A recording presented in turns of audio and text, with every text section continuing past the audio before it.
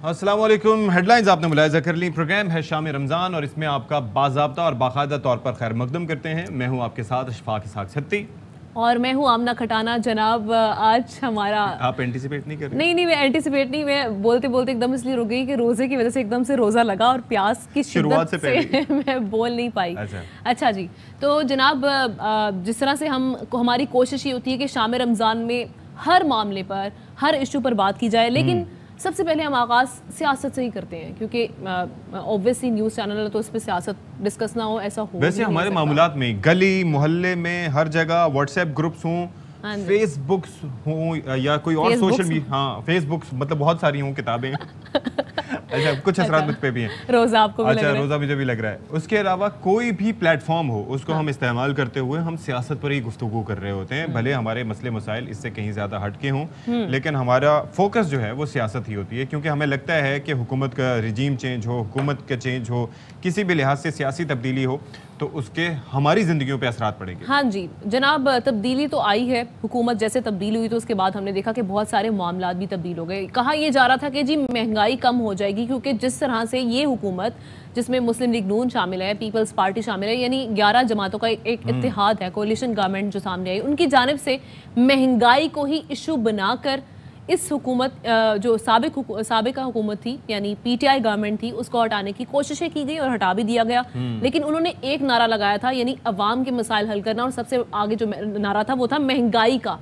लेकिन जैसे ही ये गवर्नमेंट आई महंगाई अब हम देख रहे हैं बढ़ती जाएगी। एक चीज ये है ना कि देखें, एक तो अभी पेट्रोलियम मसनूआत की कीमतों में जो बारे में अच्छा पेट्रोलियम मसनूआत की कीमतों में इजाफा मसनूई तरीके से उसको रोका गया था क्योंकि आलमी मार्केट में प्राइसेस और जिस तरह से डॉलर और रुपये की जो खलीज जो है, यानी कि डॉलर आप सोचें नून लीग के दौर में जब हुकूमत गई थी 124 रुपये का था, 124 से 200 को टच कर रहा है अभी ऑलमोस्ट।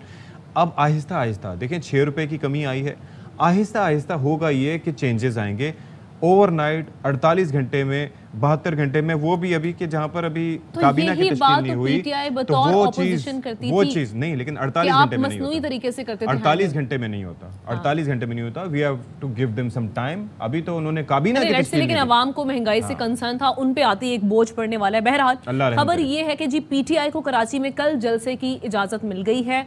जलसे के लिए एनओसी डिप्टी कमिश्नर शर्की ने जारी किया है। इंतजामिया की जानिब से 20 शराइत से मशरूत इजाजतनामा जारी किया गया है। फैजुल्ला खान मजीद तफसीलात देंगे, बताइएगा जी।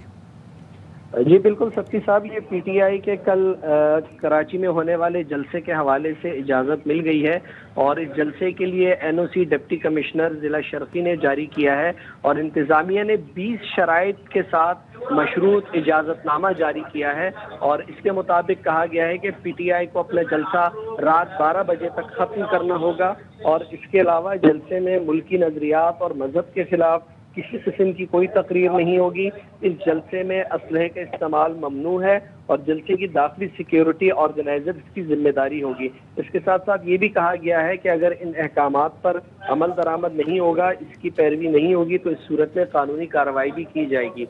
तो अब ये जो कानूनी इसमें एक सफन बाकी था उसकी भी इजाज़त मिल गई है। अब 16 अप्रैल को यानी कल हफ्ते के रोज़ पीटीआई का जलसा होने जा रहा है और उसकी तैयारियां मुकम्मल थी और अब इजाज़त भी मिल गई है। ठीक है जी, कल हफ्ते का रोज़ है तो कल पीटीआई का जलसा होने जा रहा है, उसके लिए एनओसी भी जारी कर दिया गया। शुक्रिया आपका फैजुल्ला खान।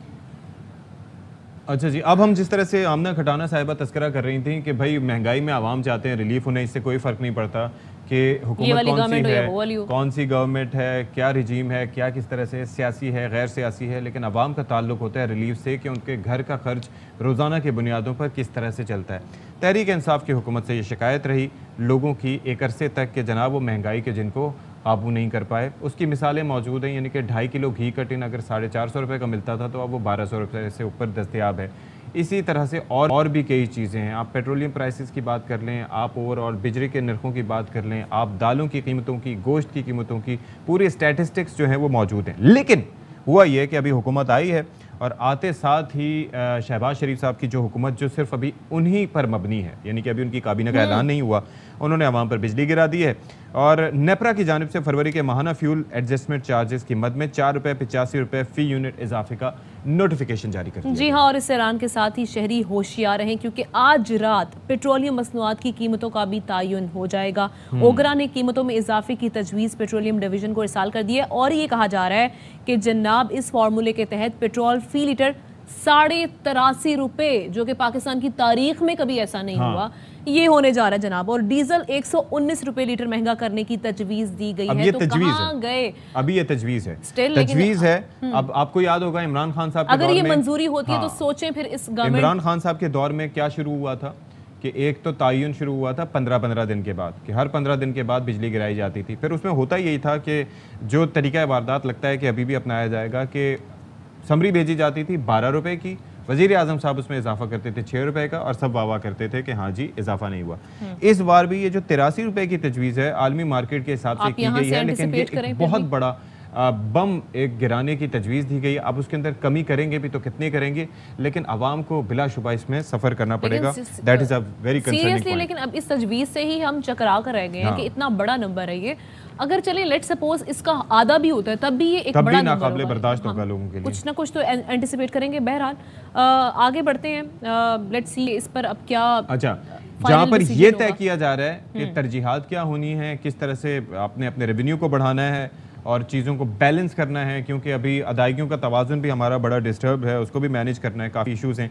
लेकिन वफाकी काबीना की तश्कील जो कि पहला मरहला होता है हल्फ उठाने के बाद किसी भी वज़ीर आज़म का, और एट टाइम्स हम ये भी देखते हैं कि वज़ीर आज़म जब हल्फ उठाते हैं तो उनके साथ उनकी काबीना के अरकान भी हल्फ उठा रहे होते हैं, लेकिन अभी तक ऐसा नहीं हुआ। आज इत्तेहादियों को शहबाज शरीफ साहब ने इफ्तार डिनर की दावत दे रखी है, जहां पर काबीना की तश्कील पर मुशावरत की जाएगी, और ये कहा यह जा रहा है कि पीपल्स पार्टी की वजह से यह मामला अभी तक ताखीर का शिकार रहा। बिल्कुल ऐसे ही है, लेकिन अब उम्मीद ये की जा रही है कि जियालो ने भी काबीना का हिस्सा बनने का फैसला कर लिया है और पीपल्स पार्टी को वफाकी हुकूमत में भरपूर नुमाइंदगी दिए जाने का इम्कान है, जिसमें स्पीकरशिप होगा, सेनेट चेयरमैन का ओहदा इत्तफाक राय से पीपल्स पार्टी की झोली में जाने का इम्कान है और आधी दर्जन से ज़्यादा वजारतें भी दी जाएंगी। इसके अलावा ये इम्कान जाहिर किया जा रहा है कि आज रात वफाकी काबीना में नामों का ऐलान कर दिया जाएगा। जबकि दूसरी जानिब अगर हम बात करें पंजाब में, जहां नए वजीर आला का इंतखाब कल होने जा रहा है, 16 अप्रैल की तारीख दी गई है लाहौर हाई कोर्ट की जानिब से, तो कल जनाब यहाँ पर जो काबीना जो है वहाँ की वो चूज़ कर लेगी कि वजीर आला पंजाब कौन होगा, जिसके लिए हुकूमती इत्तेहादी उम्मीदवार चौधरी परवेज इलाही आज शो ऑफ पावर का ऐलान करेंगे। बिल्कुल जी, तो इसी हवाले से अब जरा बात कर लेते हैं कि क्या होगा, क्या होने जा रहा है। चौधरी गुलाम हुसैन साहब नहायत सीनियर तजियाकार हैं, बड़ी गहरी नज़र रखते हैं पॉलिटिक्स पे, उनसे बात करते हैं। बहुत शुक्रिया चौधरी साहब, वक्त निकाला आपने हमारे लिए। ये ज़रा फरमाइएगा कि ये वैसे तो हम जो मनाजिर देखते रहे हैं अक्सर व बेशतर ये होता है कि जहाँ वज़ीर आज़म ने हल्फ उठाया वहीं से काबीना भी डिसाइड हो चुकी होती है। यहाँ पर इन्होंने इमरान खान साहब को तो हटा भी दिया, लेकिन अपना ये तय नहीं कर पाए कि पावर शेयरिंग का फॉर्मूला क्या होगा। यही वजह है परेशानी की।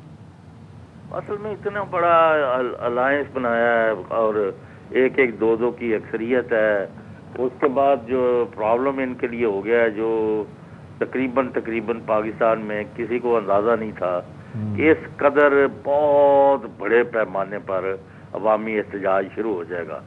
तो कई तो मुंह छुपाते फिर रहे हैं, कई जो है वो अपनी औकात से और अपनी ताकत से बढ़कर ओहदे और वजारतें मांग रहे हैं। अच्छा। तो और सबको पता है कि ये बिल्कुल एक मुख्तसर दौरानिये का खेल है, 20 ओवर का भी हो जाए तो बड़ी बात है। चौधरी साहब, सबसे ज्यादा तो हम देख रहे हैं कि सदर ममलिकत की जो सीट है उस पर बड़े से नाम, बहुत सारे नाम हैं और बड़े उम्मीदवार हैं, जिनमें मौलाना फजल रहमान, आसिफ अली जरदारी और अब नवाज शरीफ साहब भी कह रहे हैं कि वो भी ख्वाह हैं इसके। नहीं, वो तो पहले उनको नाम क्लियर होगा ना, तो केस खत्म होगा तो वो बन सकेंगे ना। तो दूसरा फजल रहमान भी, आसिफ जरदारी भी, तो और इनको अंदाजा नहीं है कि मुल्क बहुत तेजी से ऐसी सूरत की तरफ बढ़ रहा है कि जहां इलेक्शन के अलावा कोई चाराकार नहीं है। तो बस 2-4 दिन की मांगे तांगे की कुर्सी उसने क्या करना है।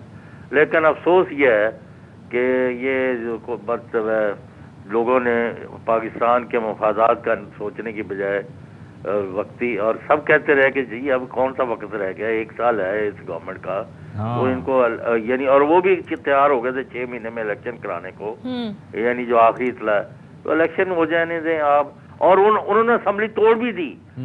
इमरान खान घर चले गए, असम्बली टूट गई, इन्होंने जाके सुप्रीम कोर्ट से दोबारा उसको रिवर्स कराया। तो ये एक अजीब और गरीब माहौल बनाया गया। ये तो खैर हो गया ना अब, लेकिन आपको चलता हुआ दिखाई नहीं दे रहा। बहरहाल ये बताएं कि पंजाब में क्या सिचुएशन आपको बनती दिखाई दे रही है? आज परवेज इलाही साहब डिनर दे रहे हैं, वो कह रहे हैं कि नंबर उनके पास भी पूरे हैं, क्या लग रहा है आपको? जी अभी 2 दिन से वो काफी मुतमिन नजर आ रहे हैं, परवेज इलाही और काफ लीग और मुस्लिम PTI के हमने बंदे हमारे पूरे हैं। असल में जो बाहर का माहौल है ना सत्ती साहब, उसने बहुत असर किया। अच्छा। कि जो MPs और साबिक वजीर रातों रात, यानी अंदाजा लें कि 1 अरबों रुपए किसी बंदे पर इल्जामात भी लगे और वज़ार के साथ वो डिप्टी चीफ मिनिस्टर बना हुआ था, वो अगले दिन ही जाके दूसरे कैंप में बैठ गया था। अब ये सारे रो रहे हैं कि हमारा क्या बनेगा, तो यानी लोग दोबारा थिंकिंग कर रहे हैं, मैं ये कह रहा हूँ। अच्छा, और कुछ भी हो सकता है और मुमकिन है कि कल परवेज इलाही जीत जाए। अच्छा जी तो चौधरी साहब, ये जो खबरें आ रही थी अलीम खान साहब के हवाले से कि हमजा शहबाज के दरमियान, उनके दरमियान तलखरामी, बल्कि ये भी आया कि थप्पड़ भी मारा गया हमजा शहबाज के जानिब से, ये एक तो इस खबर के हवाले से बताइएगा। दूसरा, अगर ऐसा हुआ तो अलीम खान ग्रुप क्या अब आपको लगता है कि हिमायत करेगा और हमजा शहबाज मुस्लिम लीग नून के साथ देगा?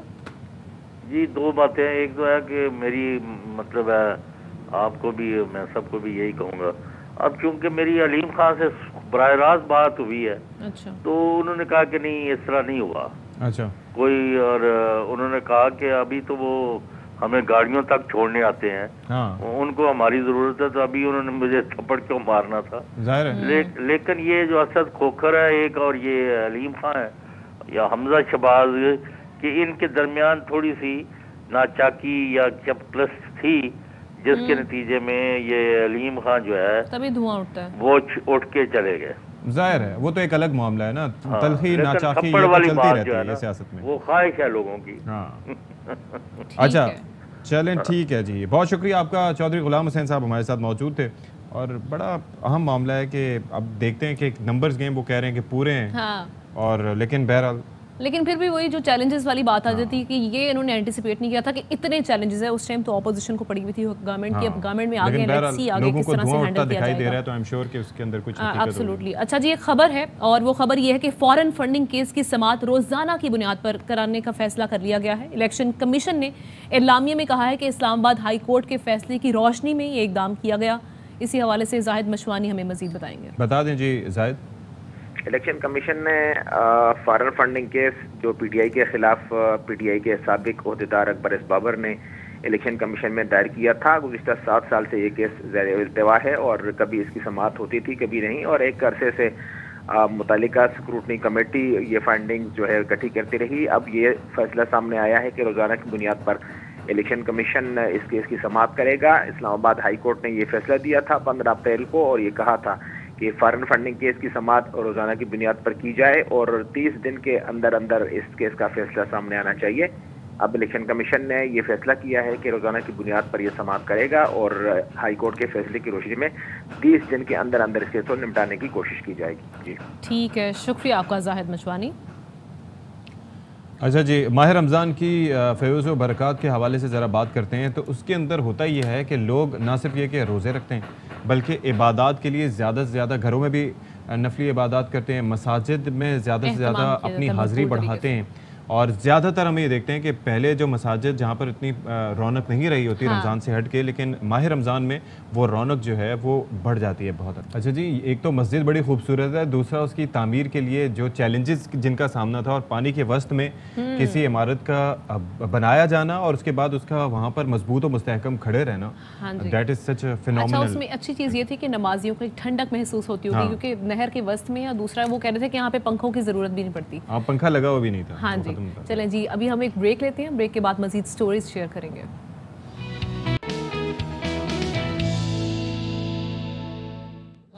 Welcome back. और बराह रास्त अभी आपको इस्लामाबाद लिए चलते हैं जहां PTI रहनुमा फवाद चौधरी मीडिया से मुखातिब है। इनके जो एक इस वक्त के नाम नहाद इम्पोर्टेड हुकूमत जो हम पे मुसल्लत है, उसकी जो तफ्तीशें हैं वो इस तरह से तबाह बर्बाद कर दी जाए।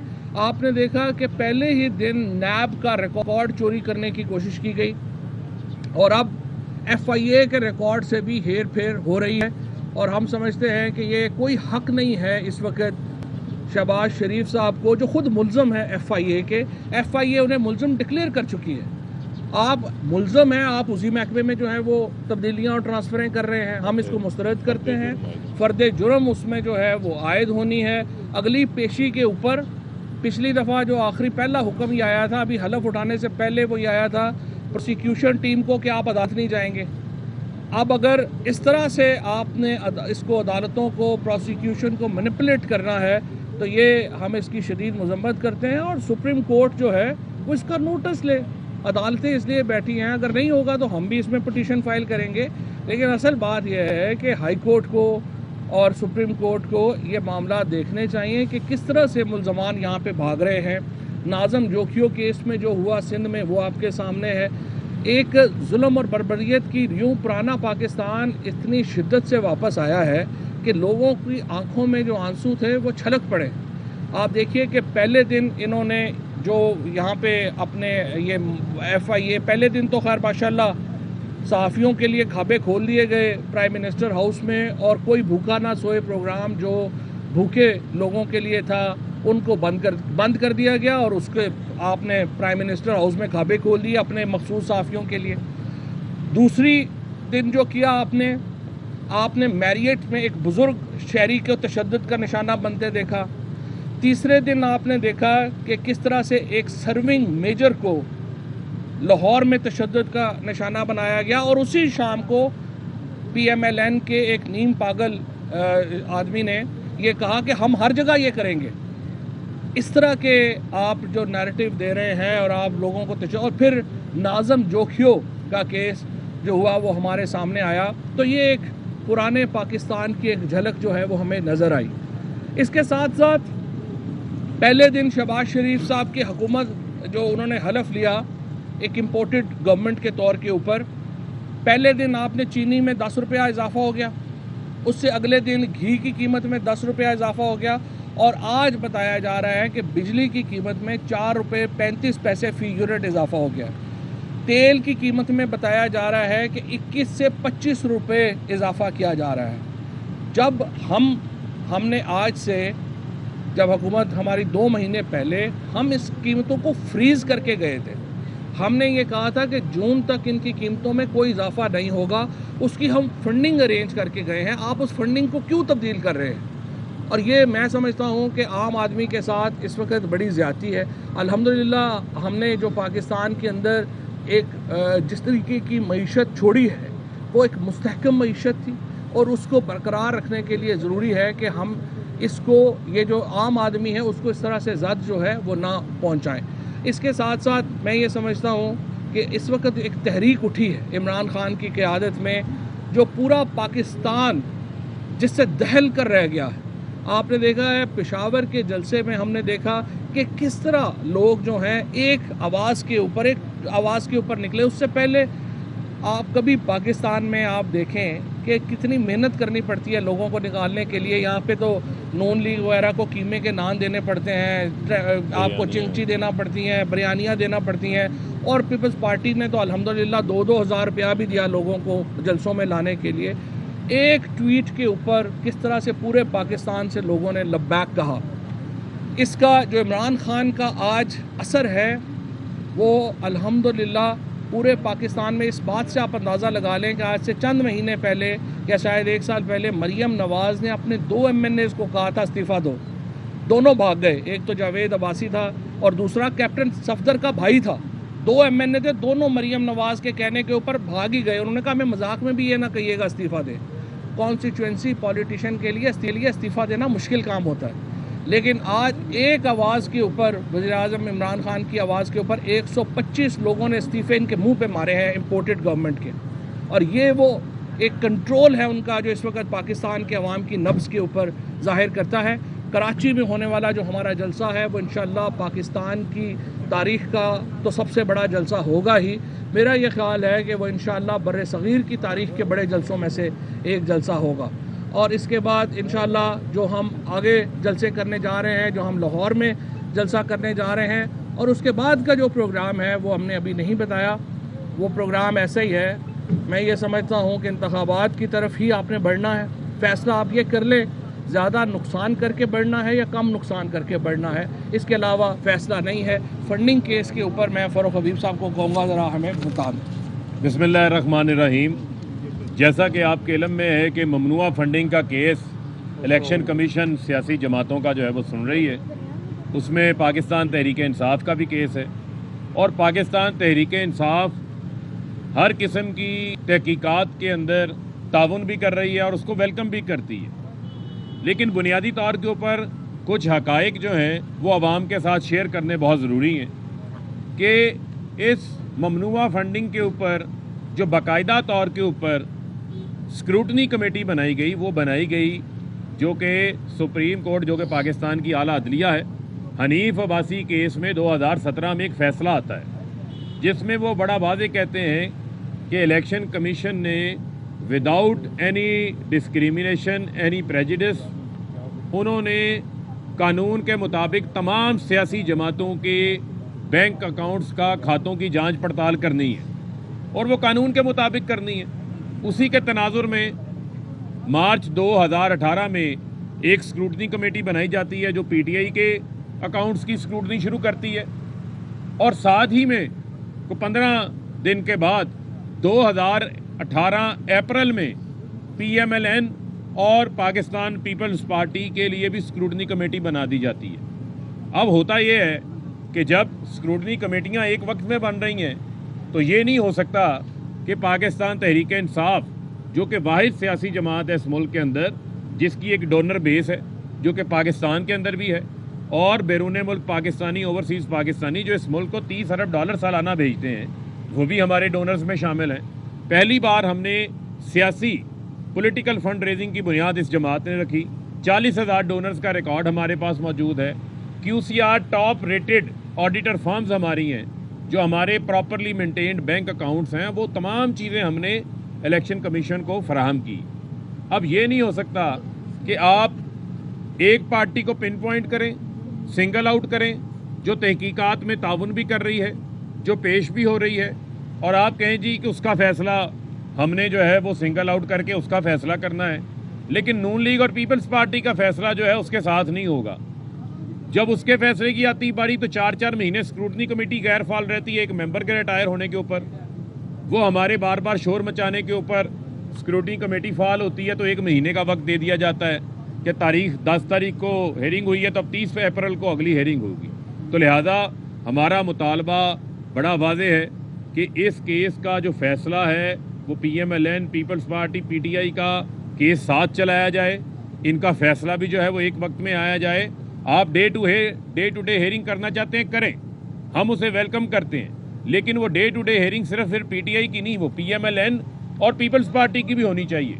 जहां पर 64 करोड़ रुपए का हिसाब नून लीग के पास नहीं है, 35 करोड़ रुपए का हिसाब पीपल्स पार्टी के पास नहीं है, वहां उन्होंने दर्जनों अपने अकाउंट्स जो हैं वो अनडिस्क्लोज रखे हुए हैं, वो अकाउंट्स उन्होंने जो है वो पेश नहीं किए। तो हमारा मुतालबा, हमारी जो इस्तदा है वो इलेक्शन कमीशन से बड़ी वाज़ेह है और मैं समझता हूँ कि इसके अंदर इस वक्त पाकिस्तानी कौम ये देख रही है कि इदारे पाकिस्तान के आइन और कानून के मुताबिक काम करें, और आइन और कानून बड़ा वाज़ेह है इस हवाले से, और सुप्रीम कोर्ट का फैसला बड़ा वाज़ेह है कि आपने तमाम जमातें जो हैं उनकी आपने हेयरिंग एक वक्त में करनी है, उनकी तमाम की जांच पड़ताल आपने करनी है।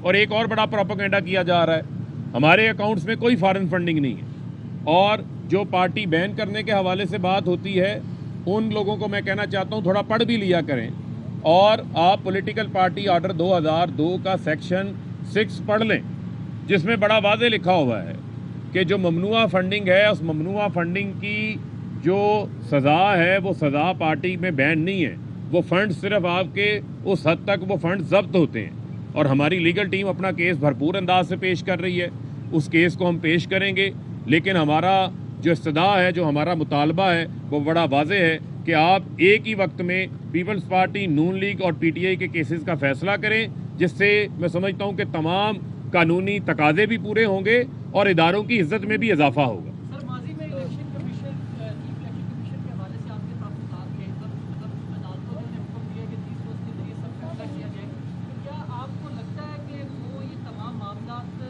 मेरिट पर करेंगे? देखिए बात यह है, हमारा मुतालबा पहली बात तो यह है कि सारी पार्टियों का, तीनों पार्टियों का इकट्ठा होना चाहिए ताकि लोगों को कंपैरिजन तो पता चले ना। जिस तरह फारूक ने कहा, पीटीआई तो वो वाहिद पार्टी है जिसको आम आदमी फंड कर। अभी भी हम जाएंगे, हम आम आदमी से अपील करेंगे कि आप हमें फ़ंड करें। हमारे पास तो पैसे नहीं है, ना ही हमारे पास बिलियनर हैं जिन्होंने बनाए हैं। सो हम तो आम आदमी के पास जाएंगे, और हम पहले भी आम आदमी के पास गए हैं। इलेक्शन कमीशन ये जो मौजूदा है, इसके ऊपर हमारे तहफ़्फ़ुज़ात हैं, इसमें तो कोई शुबा ही नहीं है। और अभी जिस तरीके से इलेक्शन कमीशन ने ये कहा है कि वो इलेक्शन ही नहीं करा सकते, तो अगर इलेक्शन ही नहीं करा सकते तो वो इलेक्शन कमीशन क्या है, तो उसके ऊपर भी हम आगे बढ़ रहे हैं। साहब ये बताइएगा कि इस्लामाबाद हाई कोर्ट में वज़ीर-ए-आज़म को दिए गए तहफ़्फ़ुज़ के बारे में रिकॉर्ड जो है पेश नहीं किया गया, और अब ये जिक्र किया जा रहा है कि तहफ़्फ़ुज़ जो है वो उसकी जो कार है वो रोक कर दिया गया है। तो आप मुझे ये बताइएगा, उस वक्त इस्लामाबाद हाई कोर्ट में आम रिकॉर्ड क्यों नहीं किया गया, और दूसरा ये बताइएगा कि ये जो हार है कितने में पड़ेगा? नहीं, पहली बात तो ये है कि जो भी वज़ीर-ए-आज़म के तहफ़्फ़ुज़ है वो भी डिक्लेयर्ड है, जो उनको मिले हैं वो भी डिक्लेयर्ड है, जो उन्होंने लिए हैं वो भी डिक्लेयर्ड है। सो ये रिकॉर्ड का हिस्सा है, तो वो रिकॉर्ड इस्लामाबाद हाई कोर्ट जिस दिन भी मांगेगी वो वहाँ पे चला जाएगा, वो तो गवर्नमेंट ने देना। अच्छा फवाद चौधरी साहब, अभी तक इस हुकूमत ने वजारतें नहीं थी, परेशानी का शिकार है, तो इस बारे में ये आपने बड़ी अच्छी बात की है। मुस्तफ़ा इम्पैक्स केस है जिसके मुताबिक जो वफाकी हुकूमत है वो वफाकी काबीना का नाम है। आज 5वां दिन है मुल्क हुकूमत के बग़ैर चल रहा है, और उसकी वजह यह है कि आसिफ जरदारी साहब में और शहबाज शरीफ साहब में लूट के माल का हिसाब नहीं हो रहा कि ये जो उन्होंने यहाँ पे डाका मार लिया है, एक इम्पोर्टेड गवर्नमेंट आ गई है, इसकी बंदर बांट आखिर होनी कैसे है। मैंने पहले ही कहा था कि मेहरबानी करके आपस में 8-8 4-4 घंटे डिवाइड कर लें कि 4 घंटे का वज़ीर-ए-आज़म एक है, 4 घंटे का दूसरा है, फिर 4 घंटे का तीसरा है, एक चूँ का मुरब्बा है, भानमती का कुनबा है। तो यही होना था जो हमारे मुल्क में अब हो रहा है। किसी को पता नहीं है कौन हुकूमत है, क्या नहीं है, वजारतें बन नहीं पा रही, मुल्क जो है वो आउट ऑफ कंट्रोल है। और इस वक्त सड़क की आवाज़ मुझे लगता है इस्लामाबाद के ऐवानों में नहीं पहुँच रही, और जितनी जल्दी ये इन ऐवानों में पहुंच जाए उतना मुल्क के लिए भी अच्छा है और इनके लिए भी अच्छा है, वरना फिर हमें कान के पास आके ज़ोर से बोल के बताना पड़ेगा। सेनेटर से ओके जी, फवाद चौधरी साहब गुफ्तगू कर रहे थे बन्नी गाला में। एक ब्रेक लेते हैं, ब्रेक के बाद आएंगे।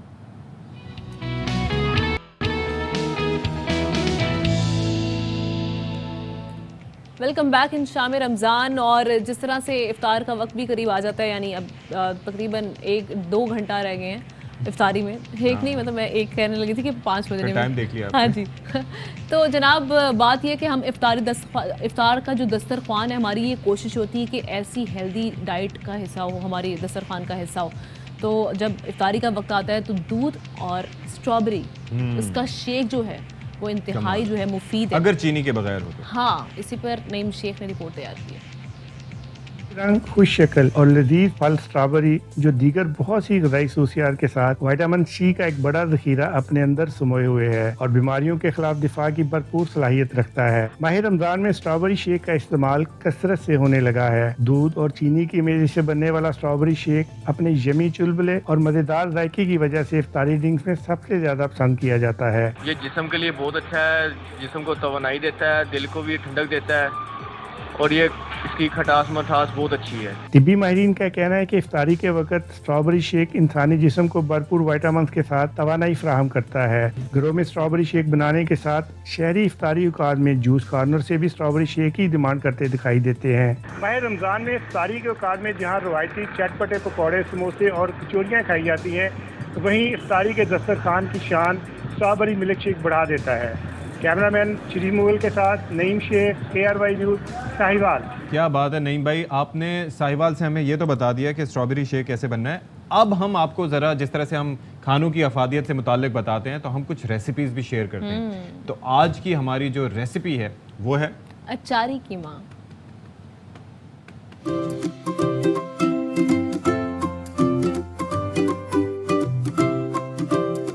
आज की हमारी रेसिपी है अचारी कीमा।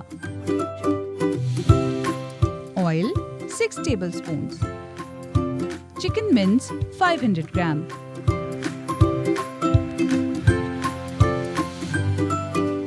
Ginger garlic paste 1 tablespoon. अब हम इसको अच्छी तरह मिक्स करेंगे जब तक कीमा लाइट गोल्डन ना हो जाए। Red chilli crushed 1 teaspoon, salt हस्बे जायका, जीरा क्रश्ड 1 टीस्पून, धनिया क्रश्ड 1 टीस्पून। अच्छी तरह मिक्स करने के बाद इसको रोस्ट करेंगे।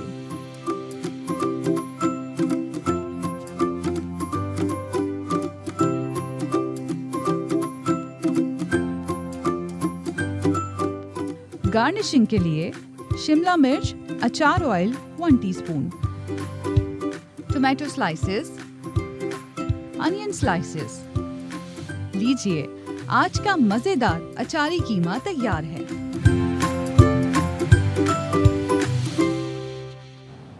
क्या बात है। अच्छा ये देखें कि कीमा तो अपनी जगह, हाँ। लेकिन उसके साथ जो उसकी गार्निशिंग और जिस तरह प्रेजेंटेशन है वो बड़ी मैटर करती है। बिल्कुल ऐसे ही है, ये बहुत मैटर करती है। और वैसे कोशिश भी होनी चाहिए कि पहले हम सिंपल बना के कर देते थे, लेकिन अब इसको तरीके से प्रेजेंट किया जाए तो खाने वाले भी कंट्रोल रहता है। हाँ जी, बिल्कुल ऐसी है। अभी हम ब्रेक की तरफ चल रहे हैं, ब्रेक लेते हैं, ब्रेक के बाद चलें जी। आपने हेडलाइंस मुलाहिजा कर ली। अभी हमारे शो का अगला हिस्सा यानी 5 बजे का हिस्सा स्टार्ट हो गया है। शाम रमज़ान प्रोग्राम है जनाब। एक बार फिर से आपको खैर मकदम जिन लोगों ने अभी हमें ज्वाइन किया है। क्यों ज्वाइन किया अभी? क्योंकि लोग मसरूफ ही होते हैं, कुछ लोग ऑफिस से वापस अभी घर आए होंगे। सड़कों पर से ट्रैफिक गायब हो जाती है। हाँ। सब लोग टीवी स्क्रीन से जुड़ के बैठे होते हैं क्योंकि उन्हें देखना होता है कि आज शाम रमजान में हमने क्या बताने जा रहे हैं। मुलाजमत पेशा अफराद भी बैठे हुए हैं, वो टीवी वो मोबाइल फोन पे लगा के साइड पे बैठ जाते हैं। कुछ ऐसा नहीं होता। चले, इनको बहुत यकीन है कि हमारी जो व्यूअरशिप है वो 100% लोग सब काम छोड़ के बैठ गए।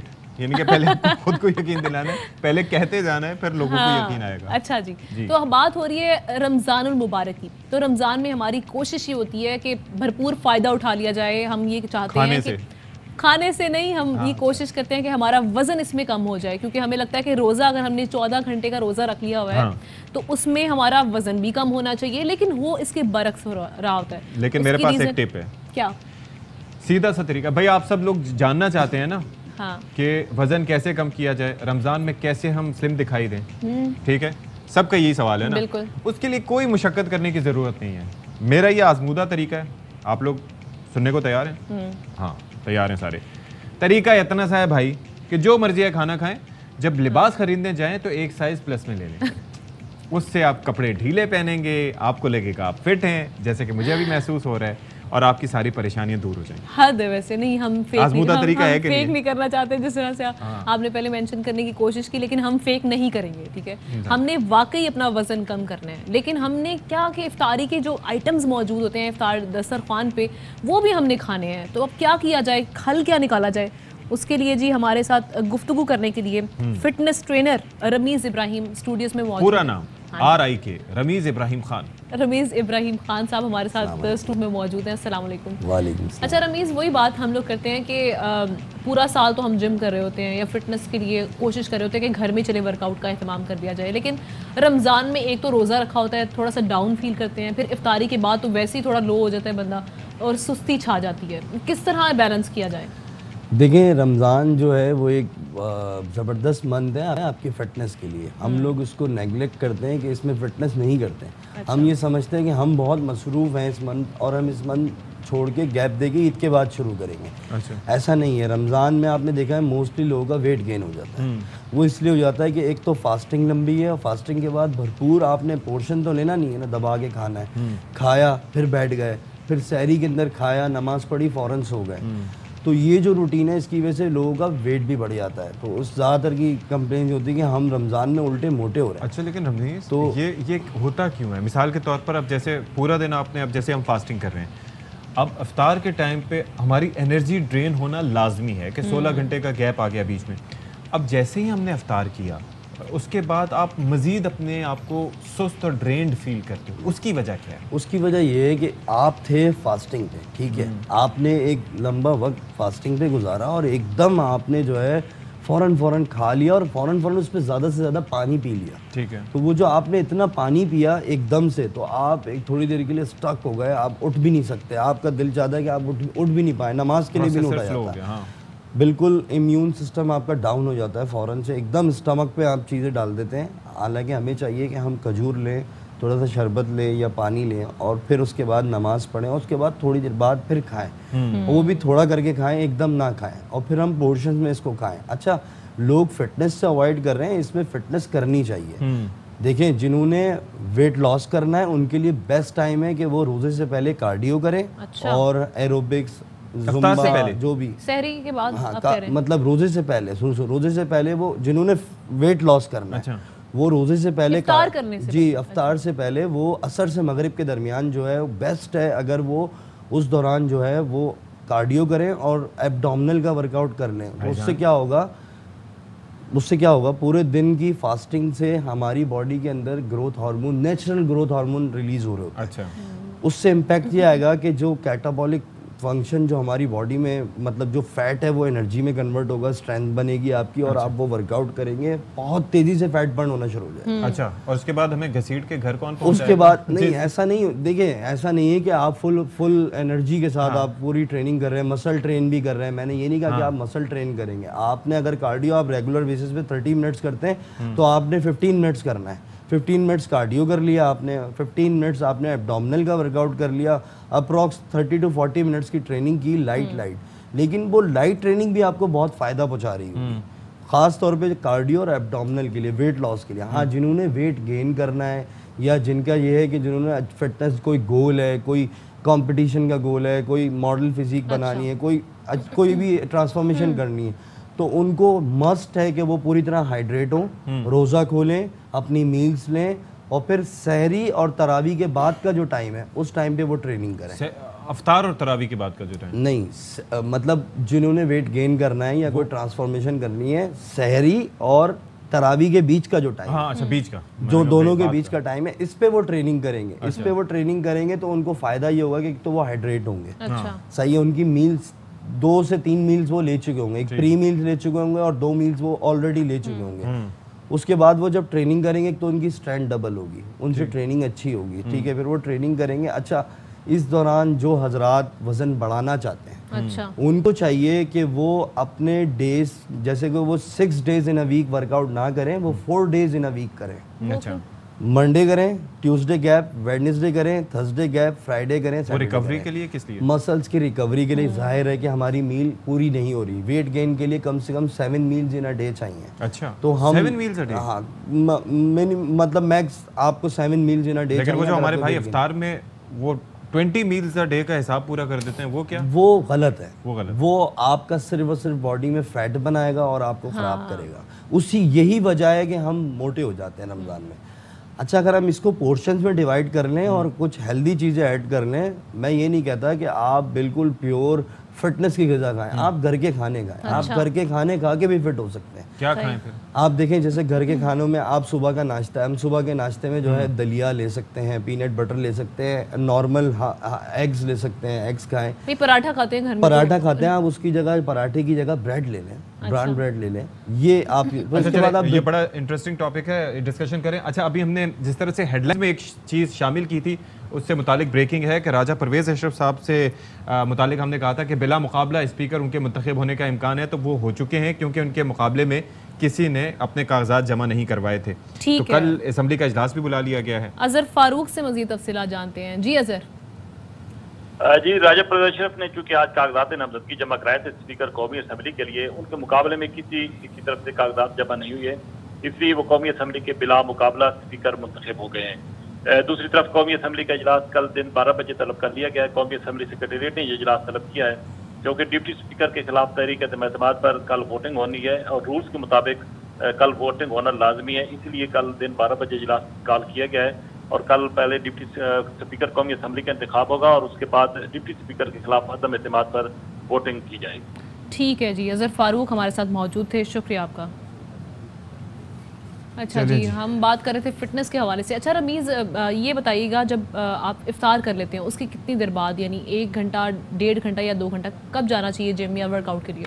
देखें, आपने इफ्तार कर लिया, इफ्तार के कम से कम आपने एक घंटे का गैप ज़रूर देना है, मिनिमम 1 घंटे, 1 से 1.5 घंटा आप गैप दें, उसके बाद आप जिम जाएँ। हाँ। ठीक है, क्योंकि आप ऑब्वियसली मैं कितना ही रोक लूँ, कितना ही बोल लूँ, इफ्तार में आप टूट पड़ेंगे। ज़्यादा खाएंगे, ज़्यादा खाने को उसको डाइजेस्ट करने का टाइम देना है, वरना आपको जिम में ड्यूरिंग वर्कआउट वॉमिट हो सकता है। अच्छा, कुछ ट्रेनर्स ये कहते हैं कि जी पानी कम पिया जाए जब आप वर्कआउट कर रहे होते हैं, जब आपकी ट्रेनिंग हो रही होती है, तो आपको, क्योंकि आपने तो रोज़ा रखा होता है दिन भर आपको डिहाइड्रेशन की भी कमी रहती है, ये सब चीज़ें होती हैं। देखें, पानी तो ओवरऑल जिंदगी भर इंसान ने ज़्यादा ही पीना है, कम पीना ही नहीं है। जो ट्रेनर्स ये कहते हैं तो फिर वो ट्रेनर्स नहीं है, फिर वो आपको गुमराह कर रहे हैं, उनको पता ही नहीं है। बात ये कि ड्यूरिंग वर्कआउट आपको हाइड्रेट रहना ज़रूरी है। हर सेट के साथ आपने सिप सिप वाटर लेना है, बिल्कुल पीना है। ये नहीं कि आप भर के पानी पिए, लेकिन सिप सिप लेते रहें। इतना पानी पिए कि कम से कम 1 से 1.5 लीटर पानी आप ड्यूरिंग वर्कआउट पिए। ये बहुत अच्छा है, एक तो आपके स्किन के लिए, आपकी हेल्थ के लिए, और आप हाइड्रेट, जितना आप हाइड्रेट रहेंगे उतने अच्छे आपके मसल्स और उतनी अच्छी आपकी बॉडी ट्रांसफॉर्म होगी। चलें, ये तो बहुत ज़बरदस्त हो गया। अच्छा जी, और कोई ब्रेकिंग न्यूज़ अब आप शामिल करें? बिल्कुल, अभी जैसे आएगी तो हम पहुंचाएंगे, वी आर ऑन इट। लेकिन अच्छा, एक चीज़ ये बताइएगा कि जिस तरीके से ये खाना कुछ भी खाते हैं हम लोग, या इस तरीके से ये हमारे यहाँ पर ये जो फैट्स का सारा डिपॉजिट यहाँ पर आके क्यों होता है, पेट पे क्यों होता है, पूरे जिस्म में डिस्ट्रीब्यूट क्यों नहीं होता इवनली? उसकी वजह है, उसका रीज़न ये होता है कि मोस्टली अब जैसे जिनका बैठने का काम है, आपने देखा होगा उनका लोअर पार्ट बहुत बढ़ता है। लोअर पार्ट में उनका फैट जमा होता है क्योंकि उनका पूरा दिन बैठने का काम है, ठीक है। उनका लोअर पार्ट उनका बढ़ रहा होता है, तो सब बेली फैट भी बढ़ रहा है, साइड लव हैंडल भी बढ़ रहा है। उसकी मेन वजह ये होती है। अच्छा, दूसरी वजह ये होती है कि हम जो नॉर्मल घर में खाने खा रहे हैं, मैं जो बता रहा था कि हम घर के खानों से भी फिट हो सकते हैं, कि अब जैसे हमारे घर में रोटी बन रही है, तो रोटी जो है हम चलें एक कभी फिर से आपको रोकूंगा माजरत के साथ। ब्रेकिंग न्यूज़ ये आई है कि वफाकी हुकूमत की जानिब से अभी ये सोचा जा रहा है, गौर किया जा रहा है कि भाई ये जो एहसास प्रोग्राम के तहत जो लंगर खाने चलने हैं इनको बंद कर दिया जाए, ऐसा गौर किया जा रहा है। ऐसे में वज़ीर आला खैबर पख्तूनख्वा महमूद खान की जानिब से एक बड़ा ऐलान किया गया है, और वो ये कहते हैं कि खैबर पख्तूनख्वा में लंगर खाना जो कि वफाकी हुकूमत के तहत चलता था उसको बंद नहीं करेंगे, सूबाई हुकूमत उसको खुद चलाएगी। यानी कि ये इस बात का तासुर दिया जा रहा है कि अगर एक्सपेंडिचर जो हो रहा है इस पर, वो फिर सूबाई बजट से उसको मैनेज किया जाएगा। तो ये एक बड़ा अच्छा इनिशिएटिव इमरान खान साहब की जानिब से शुरू किया गया था, लेकिन अब वफाकी हुकूमत की जानिब से उसको बंद करने पर गौर किया जा रहा है। चलें जी, रमीज़ हमारे साथ मौजूद थे, रमीज़ इब्राहिम, फिटनेस ट्रेनर। बहुत शुक्रिया आपके वक्त का। और बड़ी अच्छी गुफ्तगू हुई जनाब, क्योंकि हम यही बात करते हैं कि माह सयाम जो है ये बेहतरीन महीना होता है आपका वेट कम करने के लिए, कंट्रोल करने के लिए, और जिन लोगों ने वेट गेन करना है उनके लिए भी क्या मशवरे हैं रमीज़ इब्राहिम ने अभी हमारे साथ शेयर किए हैं। अच्छा जी, अब क्या है? आप जनाब, हम शामिल करने जा रहे हैं सिंध से मुतालिक एक बड़ी अहम खबर। वो खबर ये है कि सिंध में गाड़ियों की नंबर प्लेट्स की फरहमी का सिलसिला एक अरसे से रुका हुआ था। अब महकमा एक्साइज की जानिब से मखसूस फीचर्स वाली नंबर प्लेट्स का इजरा कर दिया गया है, जिसके बाद ये मसला हल हो गया है। अच्छा, ये जो नंबर प्लेट्स हैं जिनका हम तस्करा कर रहे हैं, इसमें कौन कौन से स्पेशल फीचर्स हैं, नज़ीर शाह अपनी रिपोर्ट में बता रहे हैं। महकमा एक्साइज सिंध की जानिब से गुज़श्ता रोज मखसूस फीचर वाली नंबर प्लेट्स का इजरा कर दिया गया। गुज़श्ता कई सालों से सिंध के लाखों शहरियों को नंबर प्लेट्स क्यों नहीं दी जा रही थी, और इस नई नंबर प्लेट में क्या खास बात है, हम एक्साइज डिपार्टमेंट जाएंगे और देखें। इस वक्त deputy director admin Zia Shah साहब के साथ मौजूद हूँ। ये नई नंबर प्लेट जिनका कल से इजरा शुरू किया गया है, इसके अंदर क्या फीचर्स है? अब इसमें ये आप नॉर्मल नजर आ रही प्लेट है, ये आपको स्टिकर टाइप नजर आ रहा है, लेकिन ये न उतरने वाला है।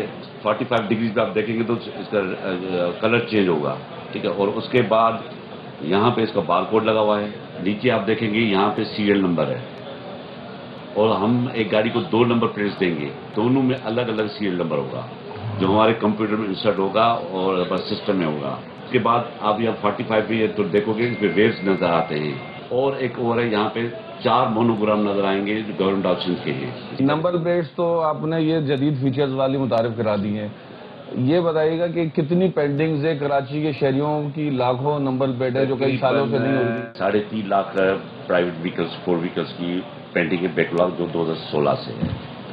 अब हमने ऑटो जनरेट किया हुआ है कि आपने डिफरेंस ऑफ पेमेंट किया, यहाँ पे सेकंड डे पे आपको प्लेट मिल जाएगी। मतलब एक रोज में? हाँ, एक रोज में। अब एक रोज में नंबर प्लेट आपको मिलेगी 36 घंटे में, समझे 2 दिन समझ ले, 2 रोज में। अब आप अपनी नंबर प्लेट जैसे अप्लाई कराएंगे, रजिस्ट्रेशन कराएंगे, आपको नंबर प्लेट मिलेगी। नंबर प्लेटों की अदम दस्तयाबी से परेशान शहरी अब सिर्फ 1800 रुपए जमा करवाने के बाद ये नई नंबर प्लेट हासिल कर सकते हैं। कैमरामैन जीशान मरगूब के साथ नज़ीर शाह, ARY न्यूज़ कराची। चलें जी, रिपोर्ट आपने मुलाहिजा कर ली, इस पर गुफ्तगू भी करेंगे, लेकिन अभी एक खबर शामिल कर रहे हैं, वो ये कि वज़ीर आज़म शहबाज शरीफ की ज़ेर सदारत अहम इजलास में अहम फैसले किए गए हैं।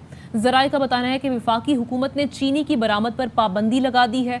चीनी की बरामद पर पाबंदी रवां साल के दौरान नाफिज रहेगी। जरूरत के मुताबिक मुल्क में चीनी का वाफर और इजाफी जखीरा मौजूद है।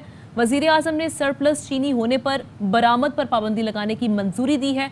इकदाम का मकसद चीनी की कीमतों को कम करना और आवाम को रिलीफ देना है। जाहिर है कि चीनी अगर ज़्यादा होगी, मुल्क में दस्तयाब होगी, अवेलेबल होगी, एक्सपोर्ट नहीं की जाएगी, तो उससे फिर लोगों को यहाँ पर इर्जा नरखों पर सस्ते नरखों में अवेलेबल हो सकेगी, जैसा कि माजी में कुछ अरसे में हमें देखने में नहीं मिला।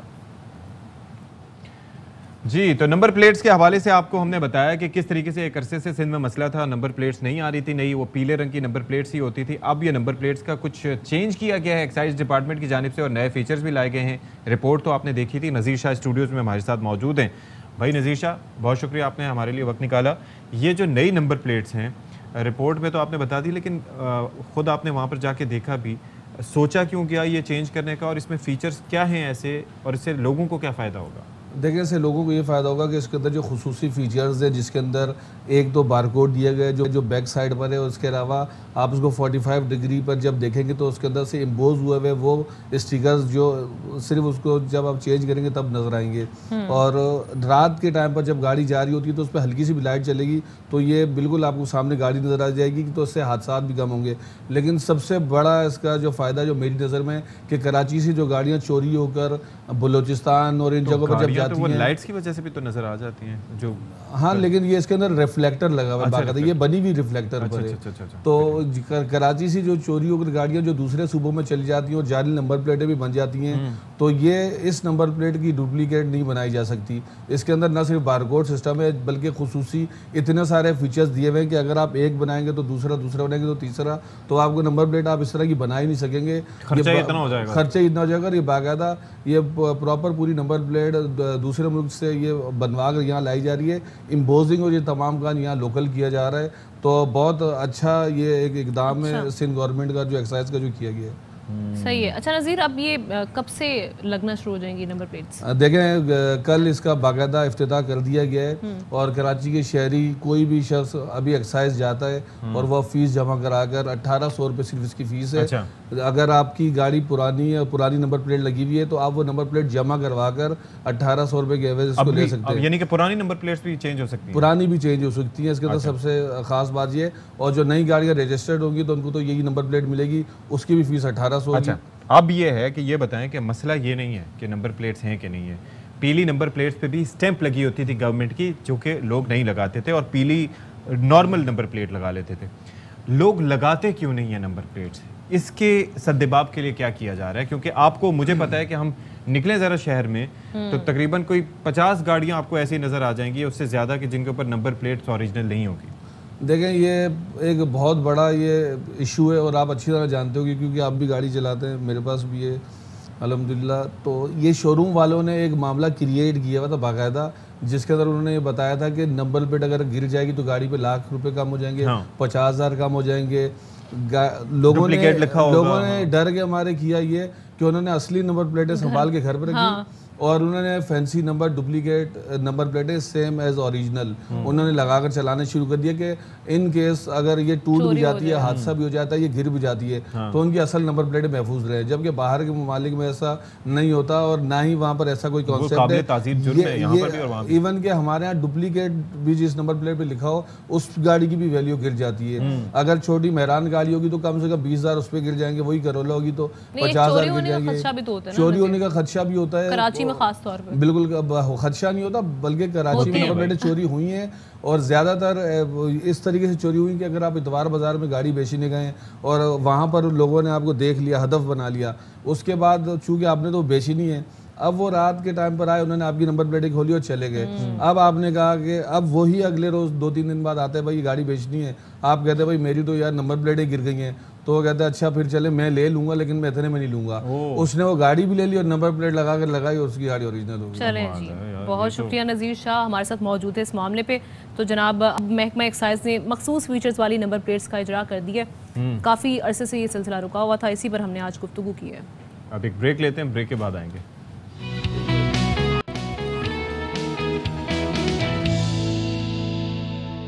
अच्छा जी, वैसे बहुत सी चीज़ें बदल जाती हैं, वक्त बदल जाते हैं, हालात बदल जाते हैं, लेकिन हुकूमतें बदल जाती हैं। आपका तो जोर ही जज्बात पे है, लेकिन हुकूमतें बदल जाती हैं, लेकिन एक चीज जो कांस्टेंट है वो है मुनाफाखोरों की हरामखोरी। वो नहीं बदलती। इस हद तक मुनाफाखोरी करते हैं कि लोग जो हैं वो सर पकड़ के बैठ जाते हैं।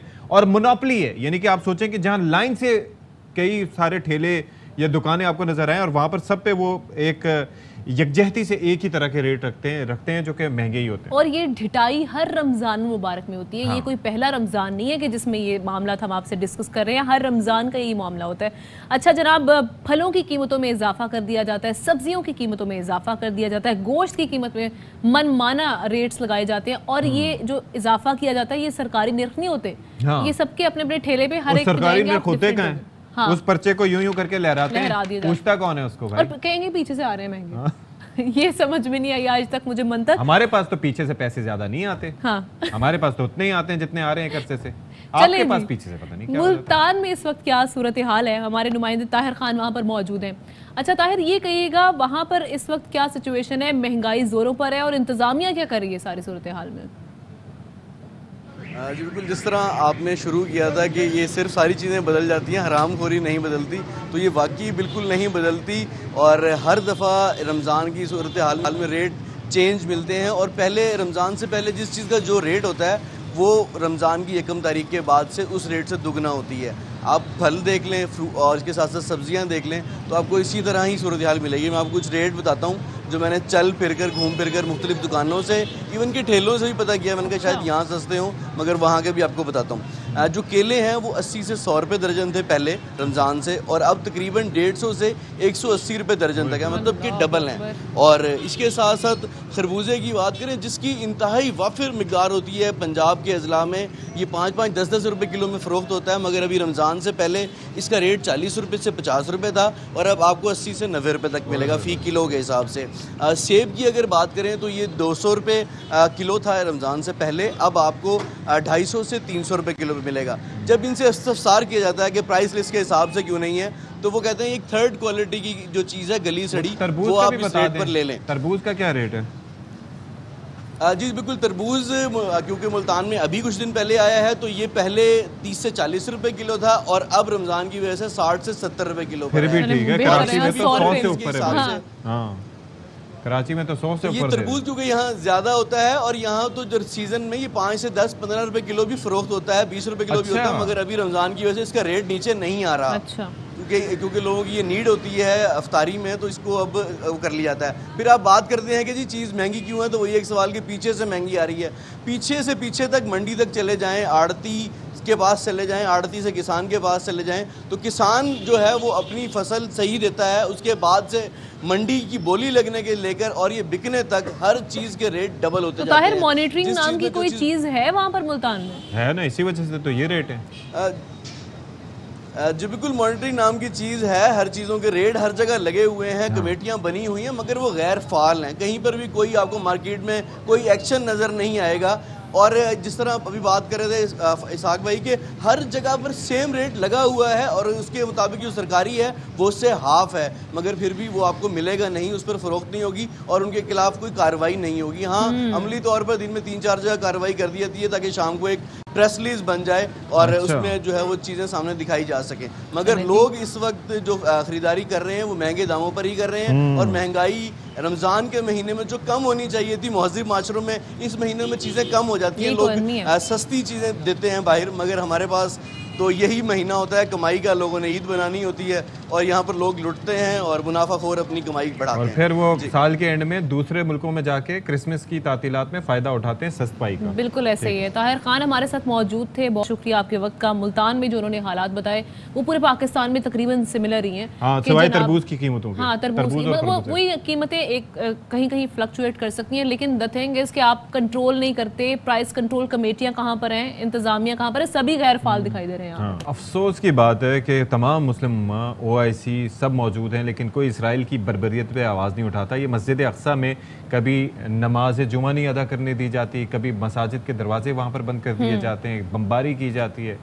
लेकिन कोई इस पूछने पर वाला नहीं। तवज्जो देनी चाहिए। अच्छा, ये मामला जो है वो हर कुछ वक्त के बाद बार बार उठता है, बार बार सामने आता है, मीडिया भी हाईलाइट करता है, लेकिन जुबानबंदी हम देख रहे हैं सिर्फ मुस्लिम उम्मा की नहीं है, जितनी भी इंसानी हुकूक की तंजीमें हैं उनकी भी जुबानबंदी इस पर ही रहती है। चलें हम ब्रेक लेते हैं, ब्रेक के बाद आएंगे। बराह रास्त आपको लिए चलते हैं, मरियम औरंगजेब न्यूज कॉन्फ्रेंस करेंगे। कभी डेविड रोज को बुलाकर दिखाते थे, कभी नैब न्याजी गठजोड़ उसको खंगालता था, कभी यहाँ इनका फ्रंट मैन जो शहजाद अकबर बैठा हुआ था जो कागज लहरा कर बातें करता था, कभी वो यहाँ एसेट रिकवरी यूनिट में खंगाला जाता था, और कभी एनसीए में भेजा गया। 2 साल उसी रिकॉर्ड के ऊपर तफ्तीश हुई, 2 साल उसी रिकॉर्ड को खंगाला गया, 2 साल उसी रिकॉर्ड के संदूक बनाए गए, 2 साल उसी रिकॉर्ड के ट्रक बनाए गए, और अदालतों में झूठे रेफरेंस डाले गए, और अदालतों ने अल्लाह ताला के फजलो करम से सुरखरू किया। तो ये है इनकी असलियत। 4 साल आपके पास रिकॉर्ड मौजूद था, वो रिकॉर्ड हमने चोरी कराना है। 3 दिन 4 दिन हमें हुकूमत में आए हुए हुए हैं, वो हमने रिकॉर्ड चोरी करा के क्या करना है, क्योंकि उसी रिकॉर्ड के मुताबिक अदालतों ने बेल्स दीनी है, उसी रिकॉर्ड के मुताबिक एनसीए का फैसला है, उसी रिकॉर्ड के मुताबिक बरतानिया की अदालत ने ये फैसला दिया है कि किसी किस्म की कोई मनी लॉन्ड्रिंग और करप्शन नहीं हुई। कोई शर्म करें। फवाद चौधरी साहब जब झूठ बोलते हैं कम से कम ये देखें कि झूठ बोल क्या रहे हैं। दूसरी बात, आपने कहा 2 अफसरों को चेंज कर दिया गया। पहली बात, डॉक्टर रिजवान जिनकी ये बात कर रहे हैं वो इनके ही दौरे हुकूमत में आखिरी दिन छुट्टी पे चले गए, अभी इमरान खान की हुकूमत थी। और तीसरी बात, हुकूमत का प्रोरोगेटिव है, यहाँ साइबर विंग की पोजीशन है जो उनकी असली पोजीशन बनती है, और जहां जहां अफसरान हैं उनको वहां तानियात किया जाएगा। और लेकिन ये झूठ बोल रहे हैं।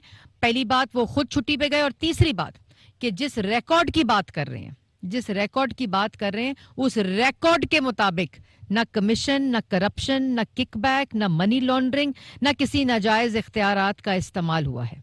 तो अवाम को बेवकूफ़ बनाने की ज़रूरत नहीं है। जो रिकॉर्ड हमारे हक में होगा, जिस रिकॉर्ड पे हमें बेलें मिली हैं, वो रिकॉर्ड हम ना तब्दील करेंगे, ना उसको चोरी करेंगे, वो आपके मुंह पर तमाचा इसी तरह रहेगा।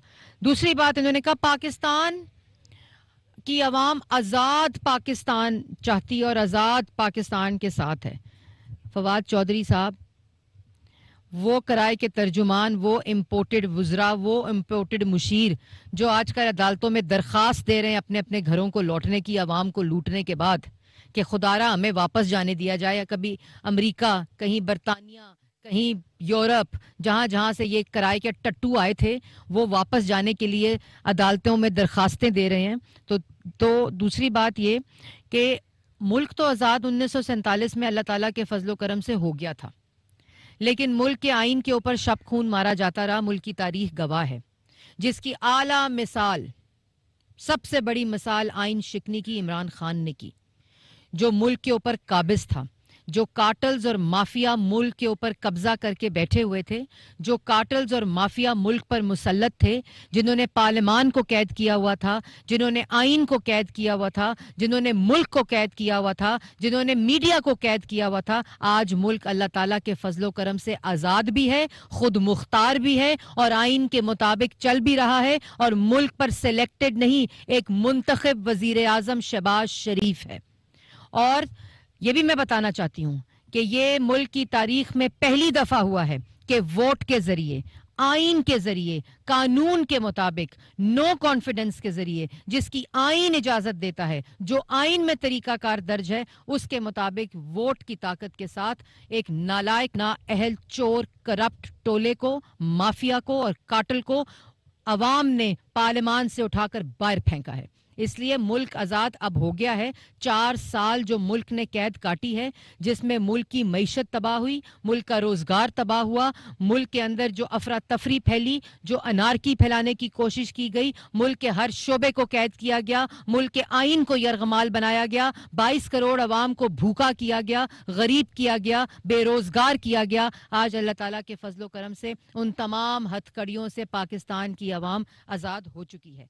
फिर तोशा खाना केस, अच्छा कहते हैं क्या हुआ अगर घड़ी मिली तोहफे में और हमने बेच दी। यह है असलियत, यह है असल हकीकत इन लुटेरों की, इन लोगों की जो मुल्क पे मुसल्लत थे कि मुल्क के ज़खायर, मुल्क के जो असासे हैं उनको बेचो। यही वो वजीर थे जो रेडियो पाकिस्तान बेचने के चक्कर में थे, यही वो वजीर थे जो पीटीवी को बेचने के चक्कर में थे। और कहते हैं अगर वजीर आजम को इमरान खान साहब को घड़ी मिली तो वो बेचती तो कोई बात नहीं। मैं बताती हूँ क्या बात है। आपको घड़ी मिली, आपको कफलिंग्स मिले, आपको अंगूठियां मिली, और ये वो चीजें हैं जो आपने मजबूरी आपको डिक्लेयर करनी थी, जो स्टाफ को आके दी गई। अभी वो चीजें डिक्लेयर नहीं है जो जाती तौर पे आपने खुद रिसीव की हैं। और कहा गया नेशनल इंटरेस्ट में रिकॉर्ड नहीं दिया जा सकता। पाकिस्तान की आवाम को पूरा तोशा खाना का रिकॉर्ड दिया जाएगा इंशाल्लाह। और थोड़ा सा टीजर तोशा खाना का मैं बताना चाहती हूं कि कफलिंग्स, घड़ी, अंगूठी जो मिली वो इन्होंने 14 करोड़ की मालियत की चीजें 2 करोड़ जमा करा के ली और 18 करोड़ में फरोख्त की। और जो चीजें आपको स्टेट देती है, जो चीजें आपको तोहफे मिलते हैं एज एग्जीक्यूटिव, वो आप बाजारों में बेचने के लिए लगते हैं। आपने वजीर आजम की कुर्सी पे सिलेक्ट होकर आए थे तो आपने क्या उसकी दुकान लगा ली थी कि आपको जो चीजें तोहफे में मिले, तहाइफ मिले, वो आप बाजारों में जाके बेचते फिरें और यहाँ 2 करोड़ जमा कराएं और 18 करोड़ की बेचें घड़ियां? ये आपको कोई कानून इजाजत नहीं देता। कोई इखलाकी जिस इंसान में जुर्रत होती है ना, वो ये काम नहीं करते। लेकिन जब आए इस नियत से हो कि आवाम का आटा, चीनी, बिजली, गैस, दवाई चोरी करना हो तो घड़ी बेचना, कहते हैं क्या बात अगर घड़ी बेच दी आपके। और ये जो मैंने जितने आपको फिगर्स बताए हैं, इन तमाम चीजों के रिकॉर्ड निकाल लिए गए हैं और इन तमाम रिकॉर्ड के अंदर चीजें मिसिंग हैं। जैसे गोल्ड प्लेटेड क्लाशनकोफ मिसिंग है जो इंशाल्लाह बनी गाला से बरामद की जाएगी। इसलिए ये बातें ना करें कि क्या हुआ घड़ी मिली और नेशनल इंटरेस्ट अंगूठी मिली। क्यों नहीं आप बता सकते थे आवाम को मुझे अंगूठी मिली और मैं उसको नेशनल इंटरेस्ट में मैं डिक्लेयर नहीं करना चाहता?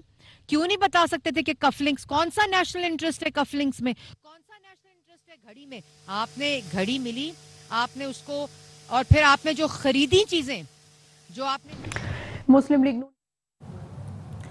चलें जी, ये मरियम औरंगज़ेब साहिबा इस्लामाबाद में मीडिया के नुमाइंदगान से गुफ्तगू कर रही थी। ज़ाहिर है उनकी जानिब से एक न्यूज़ कॉन्फ्रेंस की गई, उसके अंदर काफ़ी इल्ज़ामात लगाए जा रहे हैं उनकी जानिब से। ज़ाहिर है कुछ की तहरीक इंसाफ की जानिब से तस्दीक भी की गई है। एक बार फिर आपको सुनवाते हैं। मरियम औरंगज़ेब इस वक्त बात कर रही हैं। और उसके बाद 18 करोड़ 2 और चीजें बेचकर आपने अपनी जेब में डाली और आज बातें सुनाते हैं। चलें जी, मरियम औरंगज़ेब साहिबा की गुफ्तगू आपने मुलाहिज़ा की है। इसके साथ ही हमारे प्रोग्राम का वक्त ख़त्म हुआ चाहता है। इंशाल्लाह कल फिर आपकी खिदमत में पेश होंगे अगर ज़िंदगी रही तो इसी के साथ शाद रहिए, आबाद रहिए और अफ्तार पे हाथ होला रखें। अल्लाह हाफ़िज़। अहम तरीन खबरें अब एक क्लिक की दूरी पर। आपके पसंदीदा टॉक शोज हों या अहम मुल्की या गैर मुल्की शख्सियात की न्यूज कॉन्फ्रेंसेस, हर लम्हा बाखबर रहने के लिए सब्सक्राइब करें हमारा YouTube चैनल। मौसम की सूरत हाल हो या खेल के मैदान से खबरें, अपने मोबाइल फोन से मुल्की और बैनुल-अक़वामी अहम खबरों तक रसाई के लिए डाउनलोड कीजिए मोबाइल ऐप। बावसूख ज़राए से मुसद्दिका खबरों, तज्ज़ियों और तबसरों से मुस्तफीद होने के लिए विजिट कीजिए पाकिस्तान की सबसे बड़ी न्यूज वेबसाइट www.arYnews.tv। इन सब के अलावा पाकिस्तान का सबसे बड़ा फेसबुक पेज हो, सबसे बड़ा न्यूज इंस्टाग्राम अकाउंट या फिर ट्विटर, ARY न्यूज पहुंचा रहा है खबरें सबसे पहले आप तक, ताकि आप रहें हर लम्हा बाखबर।